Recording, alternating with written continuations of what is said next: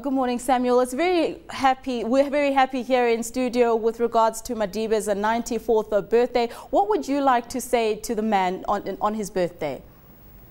Well, first of all, we are very, very proud of him as a statesman and even as an icon for the Africa continent in particular, especially in terms of his exemplary leadership and selfless sacrifice in terms of what he did for South Africa and more so for the African continent, because we always see him as somebody to look up to, especially in terms of governance and leadership.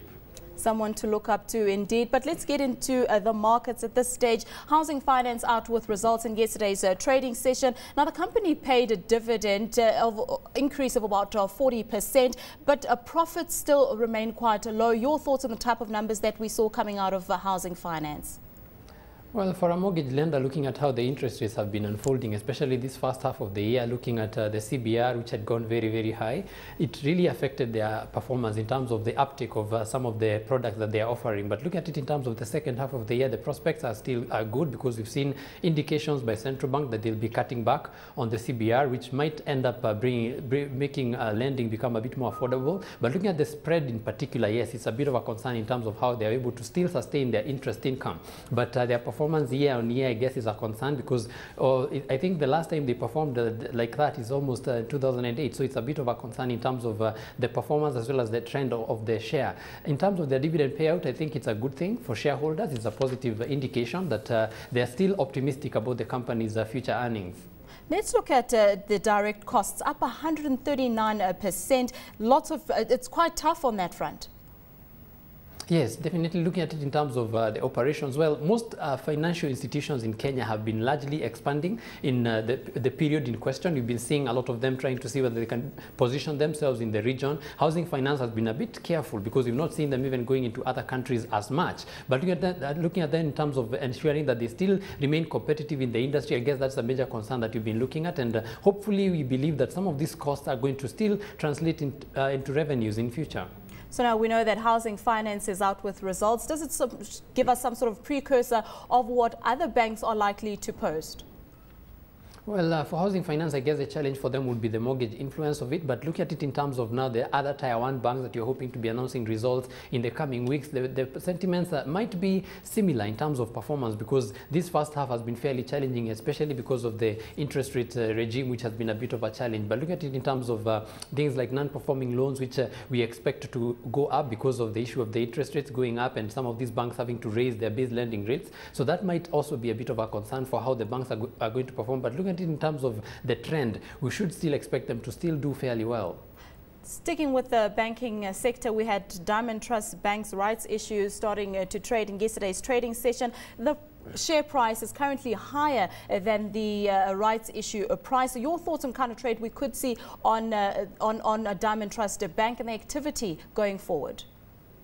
Well, looking at the bank in particular, we've seen it being very, very stable in terms of their performance and even in terms of their strategy. And with them looking at strengthening their balance sheet and also trying to eye the other regions in the globe, definitely is also positioning them very well to grow. This is their third rights issue, and looking at it in terms of the trend, the previous rights issues were oversubscribed. So I think we'd expect also a similar behavior in terms of the performance. But also, just like you mentioned, it's trading right now. The share itself is trading at a premium, much higher than the rights issue, which already is creating a lot of appetite and interest in terms of the rights issue itself. And so we are hoping that the uptake will be positive. Now, look, when you compare it to the likes of Kenya Airways, now that company went through, when it went with its rights issue, came under a bit of headwinds there. When you compare it to Kenya Airways, is Diamond Trust Bank going to do much better?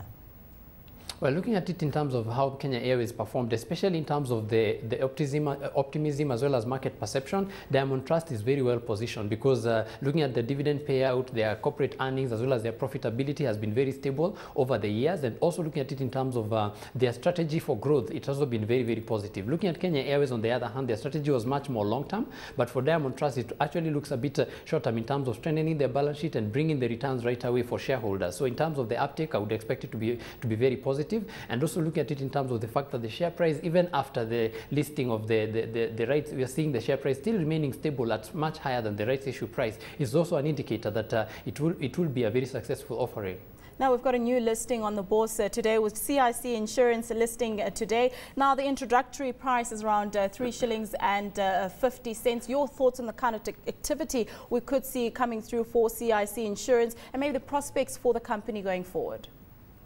Well, in terms of the listing, it's a good thing. Listing by introduction for CIC is something that has been in the offing for a while. And I guess even in terms of the timing, because right now the situation in the market is fairly bullish in terms of the sentiments for the second half of the year, which is also a good thing. And also looking at it in terms of the issued shares, we're talking about 2.2 billion, which brings in an aspect of liquidity for the share, and also look at it in terms of the pricing itself. 3 shillings and 50 cents makes it very, very affordable. So I would expect there to be a lot of interest in terms of uptick. I guess the challenge right now would be the aspect of liquidity, because I'm sure some of the shareholders are yet to immobilize their shares so that they can be traded electronically, and also some shareholders are locked in for the long haul because of issues to do with the placement of the shares.